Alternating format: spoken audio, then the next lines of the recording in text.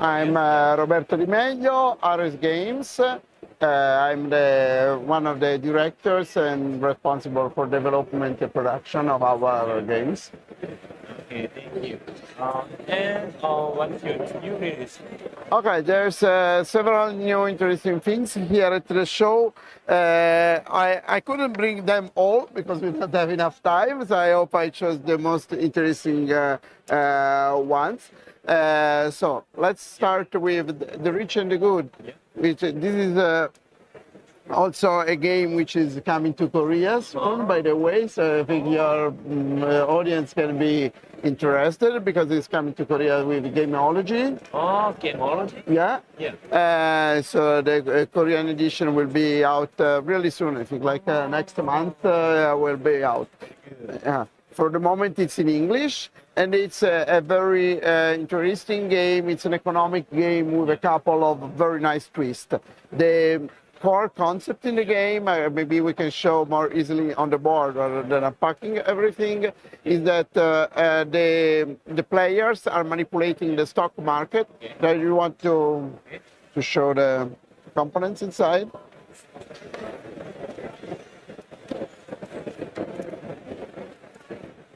So you have this board tracking the values of 6 different kind of goods which are put here on the board.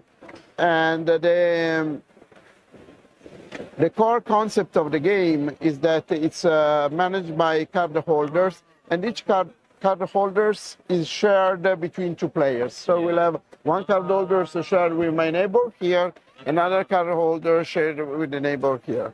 And each card holder will have a mix of different kind of cards, which allow you to manipulate the value of the goods, making the value of the goods to increase or making the value of the goods to decrease.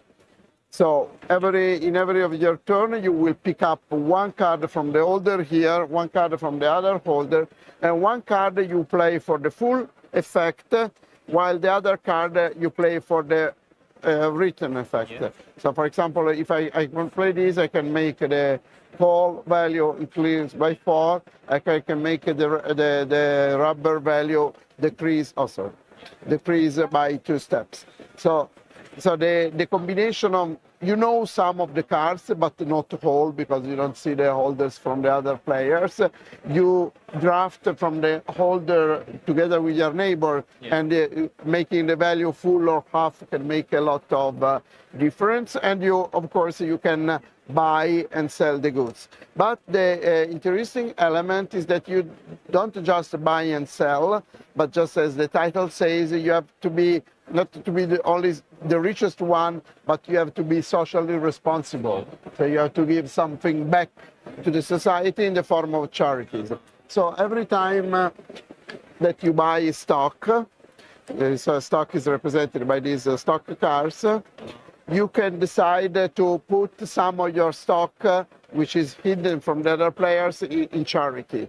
And over the course of the full game round, there will be 4 player turns. Every turn you can decide to put some of your goods in charity. This is important because at the end of the first round of play, when all the card holders are now empty, then you will reveal the value. Based on the value of the goods, you get money. And this money goes into the charities. So the other player now at the end of the first round know how much everybody has put in the charities. Then you will play a second round, again drafting the cards and buying and selling the goods, putting in the charities, and then again all the charities are revealed and counted. At the end of the game, the player who has less money in charity is out of the game. And only among the other players you will look at the one who's the most rich and he wins. It's very easy. Yeah. Game. Yes, the rules are just 4 pages, so So very simple. It's the new edition. The classic game was about released first about 15 years ago by Winning Moves with the title Habungut, and now it's back on the market with revised graphic design. We also improved a couple of things. For example, we added a two-player mode. Before you could only play the game 3 to 5 players. Now we also included a two-player mode. So I think it's a good game which is back on the market, but with some improvements. Yeah. And so this is one of our recent releases. It's for the first time at the Spiel here, and also in Korea will release soon. Technology, this version or smaller version? Yeah. Technology. Game Always been smaller version. Yes, yes. We have been talking with them. For the moment, it comes out in the same version as it is here, but we are discussing about the possibility of making a smaller box in their own style for the future. For the moment, it releases in exactly the same version as it is here. Yeah. Then, for something different, this is a game from our war game line, Quartermaster General, also very popular all around the world. This is new in the Quartermaster General line. Then this is not expansion, just No, just a new game, standalone, also with a new concept, because for the Quartermaster General, if watchers don't know, is a series of card-driven games, which are very strategic in scope. You know, in the like World War II with the entire globe on the map board, or World War I. This one. They are very beautiful games. They play really well with many players, with 5, 6 players. So sometimes players would like to play a Quartermaster General game, but they don't have so many people at the table that want to play. And this is a good option because it allows you to play with a system, but with 2 players only. So it's designed for 2 players. And the 2 players here will play the Russian campaign of World War II. So you will have the German and the German allies who trying to invade Russia, while the Russians which are defending it. So you see the dark gray meeples are the German, with tanks, with infantry, with airplanes, with fleet, with the light gray meeples for the German allies, like the Italian or the Romanian. And we have the red, of course, pieces for the Soviet Union pieces. So, similarly to the other Quartermaster General games, it's mostly card-driven. So each player will have a deck of cards which represent various kind of special actions they can do, either in combat or outside of the combat. Special action will allow you to move your troop, recruit your troop, make stronger attacks. So there are a lot of different things that you can do through the event.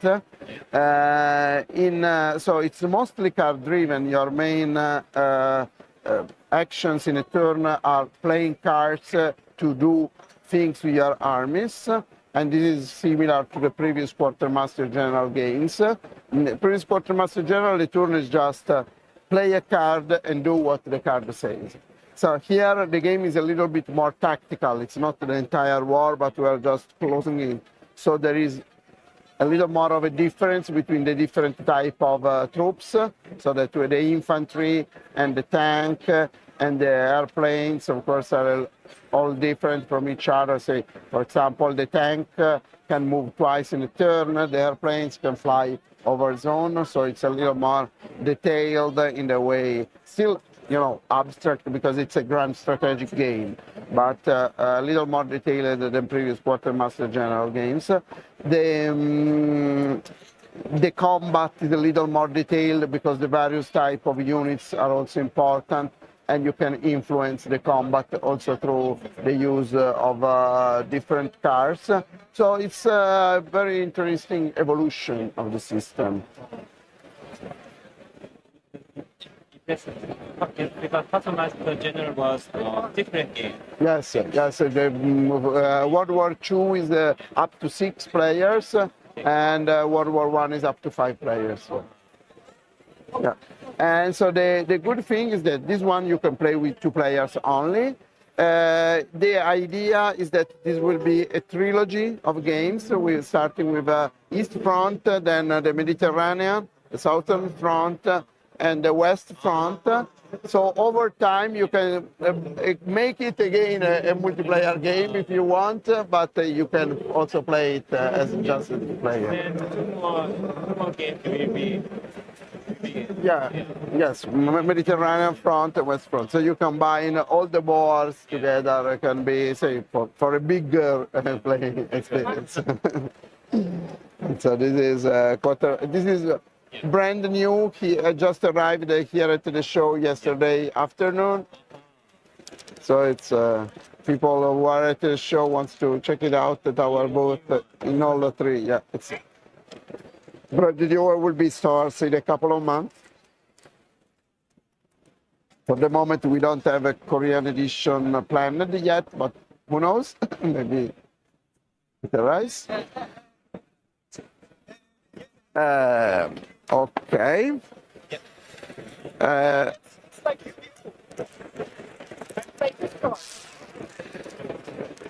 Another game that we just released. And this is a little bit different, you know. Atares were mostly known for historical themes, fantasy themes. This is more like a family game, a party game, Ensemble.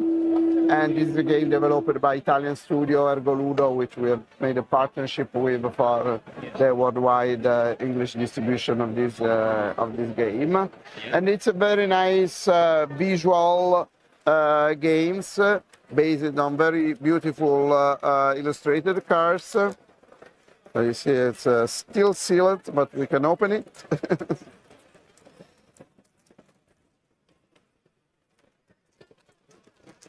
Yeah.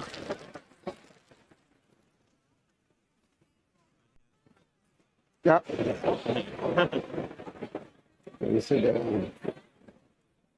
very nice cars with a lot of different themes, very colorful. The key concept here is ensemble means that when you play all together, right? So the idea is here that you want to be in synchrony with the other players. It's a cooperative game. I say, when I need to explain it in a second, it's Dixit meets the mind. So Dixit in the sense that, as in Dixit, you have to establish logic, visual connection between cars. And like in the mind, you have to try to figure out what it's cooperative, and you have to try to figure out what the other players are thinking. And how it works, the basic mechanic is very simple. You start with a memory and multiple other cards. And so now all players, using their own set of number cards, must decide which card they think is the best match. So we can play. You decide, okay, here we have this violin, and here we have these people. Okay, now we would be at super high level, so it will be very, very hard. So in the beginning, it will be just 2 cards. Then when we start to get in sync and think the same, then we add more and more. So, for example, in the beginning, it would be like this, and then now we have to figure out which you think is the best connection. Would it be the phone booth, or would it be the... of course, you will think something, I will think something, and make the connection. Okay, so we play together. Simultaneously, we can't discuss before, and then we reveal the cards. Oh, too bad, we are not reading each other's mind. So now we can talk. So why I choose two, because this is something that plays, you know, makes a sound, and there's the booth also ringing the booth. So why did you choose the glasses? I think because this is a party. Party With music. Yes. Okay. And so if you make a mistake, you will have lives. So it's not that you make a mistake, you lose the game. And one of the cards that we voted will become the new one. So now you know what I think about the phone booth, and this will be replaced by something new. And now we can play again with the new challenge. If we manage to make the same choice, then we make it more difficult, and we add more cards. So that's the core. Yeah, more. Of course, you have a different number of lives, because if you play with more people, of course, it's easier to make mistakes. So you get more life points if you have more people. And also, if you play with more people, you can accept like one people is out of the group, or two people were out of the group. So it otherwise becomes impossible. Yeah, you're right. The mind is... Yeah, the mind comes to mind because of the fact that you lose lives and that you improve. As you improve, the challenge becomes more and more difficult. But it's a very simple game, and there is also a nice addition. Inside the game, there are 3 mini expansions that you can unlock when you finish the game. Then you say, okay, now we can add these additional cards, which includes the special rules and a special theme on the cards. So, for example, like this is espionage, so with spies, James Bond style, and so on. So you have the mini expansion. So the game is packaged together with the core game plus the 3 mini expansions. There are 3 scenarios. Yeah, exactly.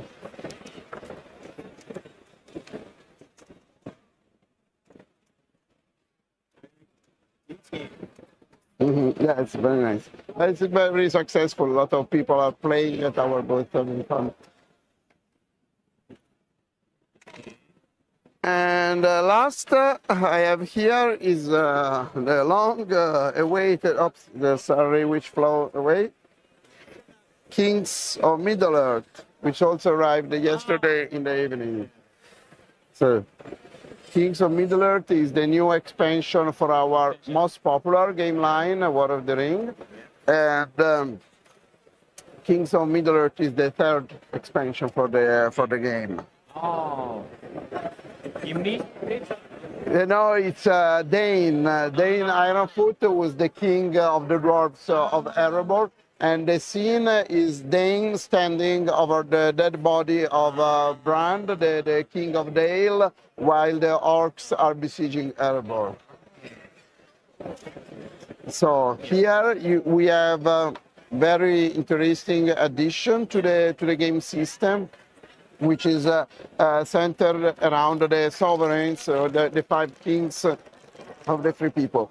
So the core concept here is that you have Dane Ironfoot, the king of the dwarves. You have Theoden, the king of Rohan. You have okay, this is Brand of Dale, dead on the cover.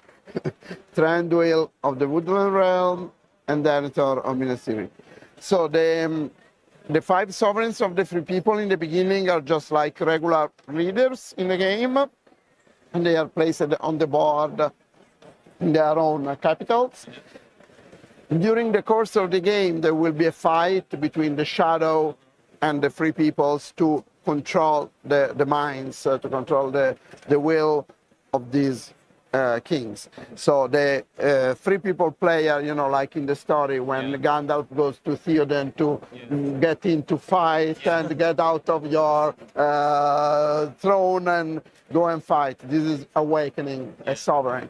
While say corrupting a sovereign, which doesn't mean it's really necessarily corrupting, but making the sovereign fall prey to madness or to despair, is like Denethor getting despaired about the fate or Minas Tirith and decided to, okay, everything is lost, I will throw myself on the bonfire and die because everything is lost, it's useless to fight. That's more like corruption in the sense of the game. So this shadow is trying to exert, Sauron is trying to use his strength to get the Free People's sovereigns to despair, while the Free Peoples try to awaken them and get them in the action. This is represented, if you manage to awaken the sovereigns, then their normal figure is replaced with a character figure in silver, metallic silver, while if the sovereign gets corrupted, you will add the character, but the character is now somehow subjugated by the shadow, so we add the black ring on the bottom. And is also represented by different cards for the characters. So we have the awakened version of a character, which gives special powers to the Free People's player. We have the corrupted version of the characters, which give a bonus to the shadow player instead. So if the character becomes corrupted, it will be good for the shadow. If the character becomes awakened, it will be good for the Free People. And the way you do this, for players who are a little familiar with the War of the Ring mechanic, in War of the Ring mechanic, which allows Sauron to corrupt the Fellowship, to put pressure on the ring bearer, now putting some dice aside and drawing hunt tiles, drawing special tiles to challenge and pursue the Fellowship.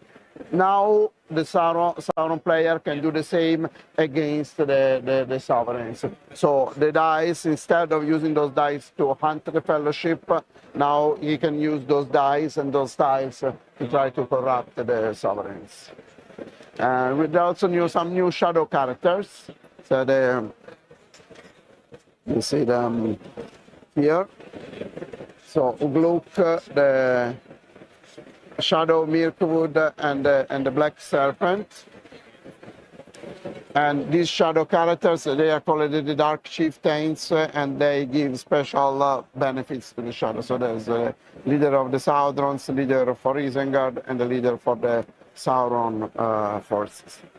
And when a sovereign is awakened, or when a Dark Chieftain enters play, you will have an extra action die, which is called the Ruler die, which enters play. So if you have at least one ruler, Free People ruler in play, you add the Free People ruler die. If you have at least one Dark Chieftain in play, you add the Shadow ruler dice. And of course there are additional event cards which expand the way the mechanic interacts with the rest of the game. Then when we create the expansion, the condition and winning condition is that change, or? No, the winning condition remains the same, in the sense that you still win either by corrupting the Fellowship or conquering Middle-earth. But of course, the strategy changes, because now, first, of course, say in terms of the military victory, if the Free People manage to awaken the sovereigns, their citadels, their capitals become very strong and powerful to be defended. And on the other side, if you corrupt them, it's much easier to conquer those places. So these mechanics also changes the military side. And also the mechanic changes the strategy on the hunt and corruption, because before, all the dice that you set aside were only used to hunt the Fellowship. Now those dice become important to do two different kind of things. So while the general goal of the game stays the same, the way you reach that goal changes a lot. Thank you very much. You have introduced 4 games. Yeah, that was quite a rush. Sorry. Quite many games. Yeah, I left a couple of. No, I can't bring all 6. I left the Cangaceiros, and which is a Euro thematic game, and I left the card game expansion Against the Shadow. But that's also coming to Korea, so it's. Very good. Okay. Thank you for coming. Thank you very much for your time. You are the last guest of the Ah, okay. project. So goodbye and see you next year then. Okay, goodbye, everyone.